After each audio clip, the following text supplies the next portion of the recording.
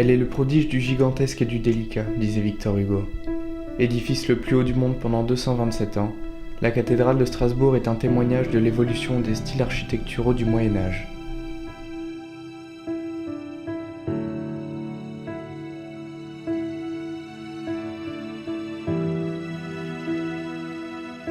Au-delà d'un édifice religieux, Notre-Dame de Strasbourg est un chantier perpétuel depuis plus de 1000 ans. C'est la fondation de l'œuvre Notre-Dame qui est en charge de la restauration de la cathédrale depuis presque 800 ans. Cette fondation est la seule du genre en France. Environ 35 personnes se partagent cette lourde tâche qui est la restauration de cet héritage du passé.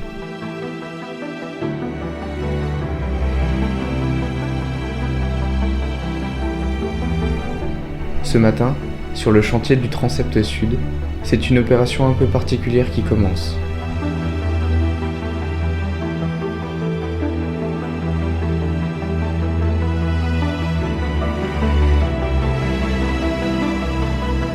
Il faut déplacer un essaim d'environ 15 000 abeilles. Cette colonie s'est logée dans un trou de boulin, autrefois utilisé pour ancrer les échafaudages de bois sur l'édifice.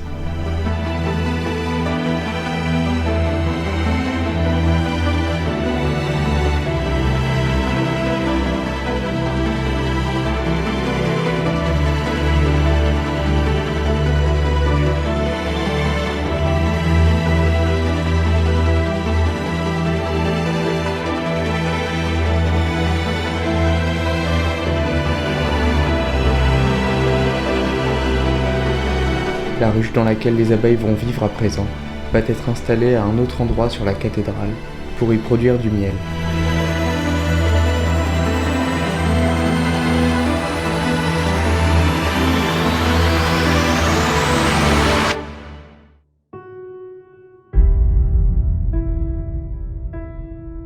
C'est en banlieue strasbourgeoise que sont conservées toutes les pièces originales qui ont été déposées au cours des siècles de restauration.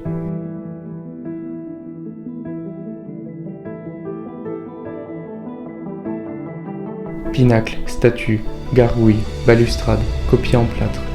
Le dépôt lapidaire et la gypsothèque renferment des milliers de pièces qui sont une source d'informations extrêmement précieuse pour les appareilleurs qui travaillent au bureau d'études de l'œuvre Notre-Dame.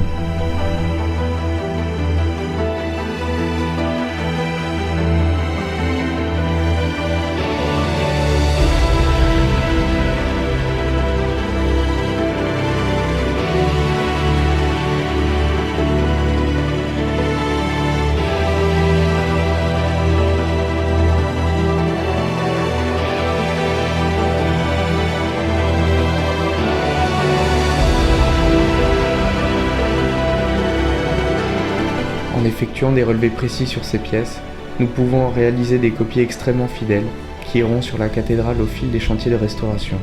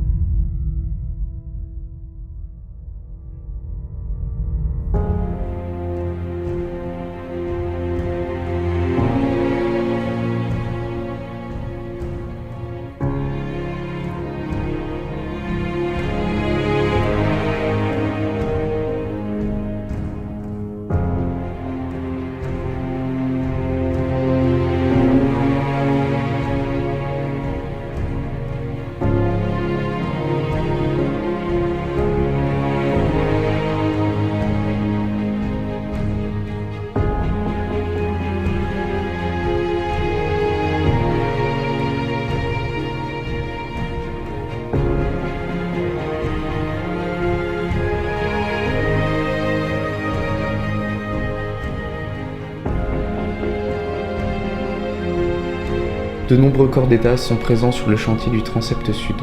Tailleurs de pierre, sculpteurs, menuisiers, serruriers, appareilleurs, vitraillistes. Autant de savoir-faire qui étaient déjà présents sur le chantier de construction de la cathédrale.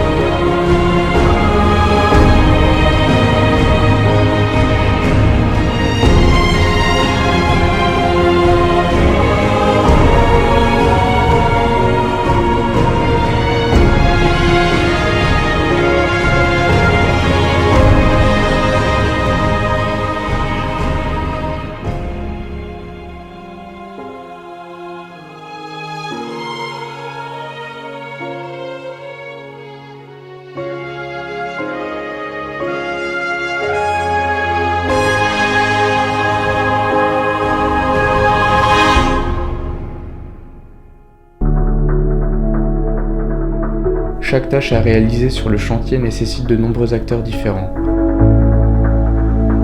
Prenons l'exemple du remplacement d'un élément de parement qui n'a pas été remplacé depuis le XIIIe siècle et qui est aujourd'hui très dégradé.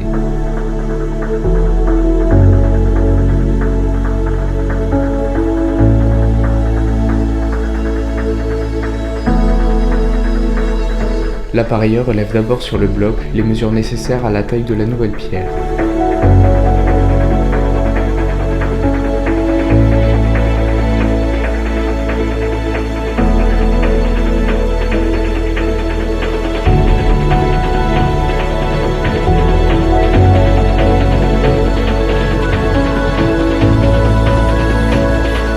Ici, le seul moyen de déposer le vieux bloc est de le détruire.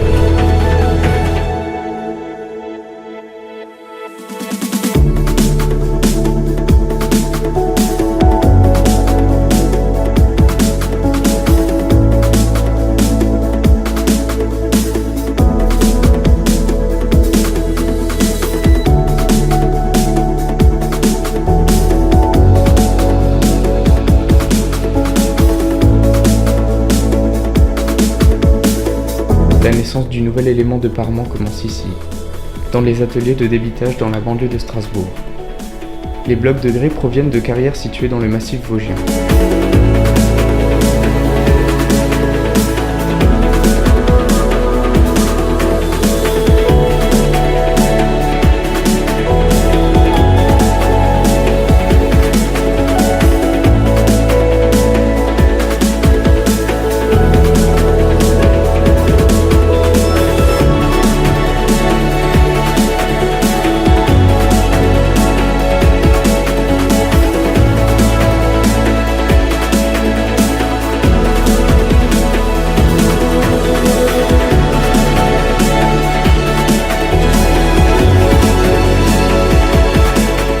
Une fois débitée, la pièce part aux ateliers situés à côté de la cathédrale pour y être taillée.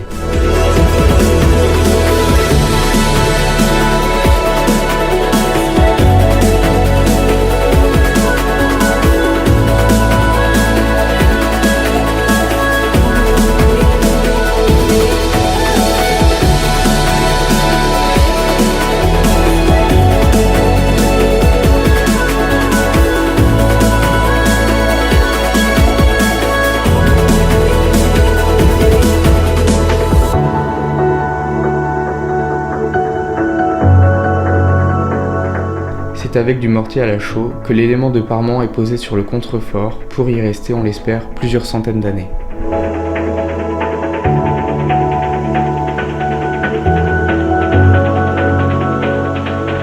L'œuvre Notre-Dame dispose de son propre atelier de serrurerie, où sont fabriqués et entretenus les outils des tailleurs de pierre et des sculpteurs.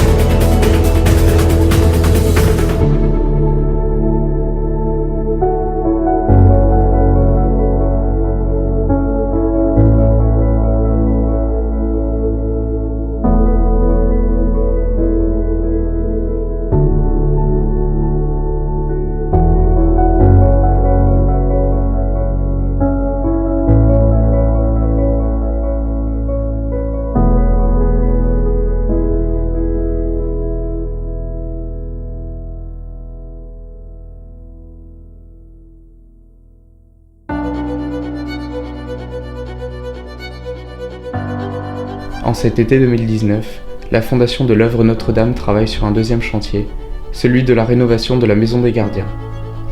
Située à l'emplacement où devait se tenir la deuxième flèche de la cathédrale, cette maison a servi à la surveillance de la ville pendant de nombreuses années.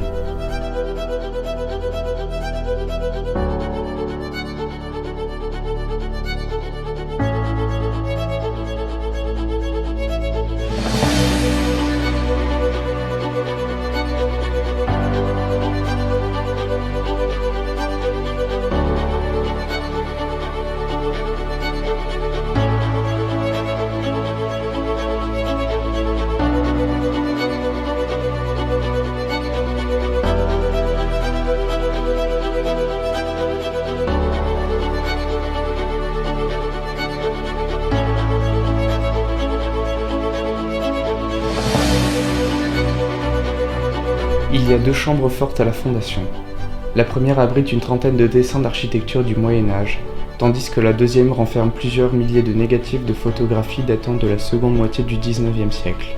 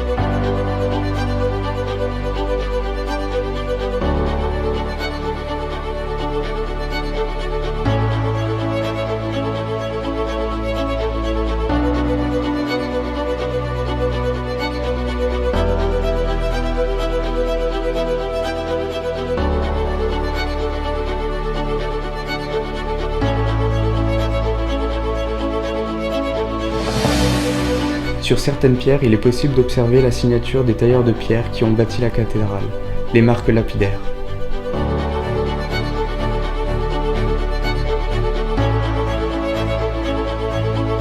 Aujourd'hui, les tailleurs de pierre les reproduisent lorsque la pierre est remplacée.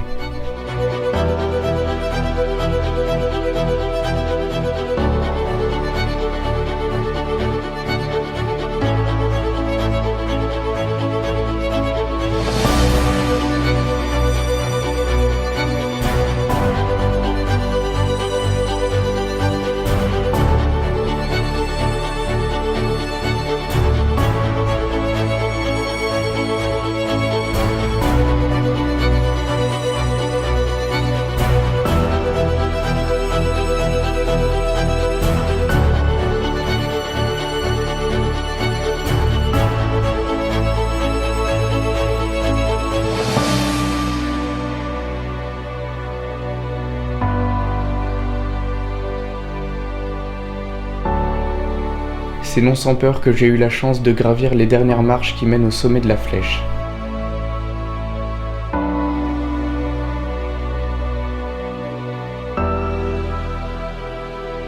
Ici, en 1439, les bâtisseurs posaient les dernières pierres de cet édifice de 142 mètres de haut, témoignant ainsi de la folie dont l'homme a été capable au nom de la religion catholique. Ce n'est qu'en poussant les matériaux dans leurs limites quasi extrêmes de résistance qu'un édifice tel que la cathédrale de Strasbourg a pu résister aux tempêtes, aux tremblements de terre et aux guerres pendant près de 600 ans.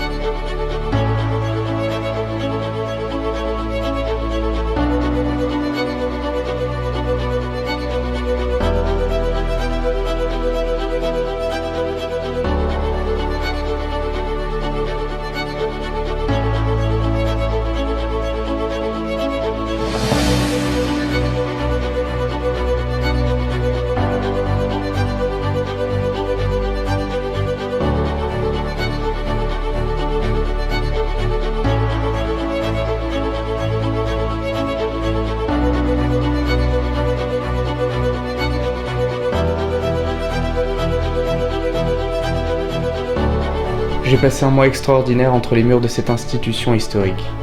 C'est avec beaucoup de bienveillance que tous les membres de l'œuvre Notre-Dame ont pris le temps de me faire découvrir leur savoir-faire. À toutes ces personnes, j'adresse un grand merci.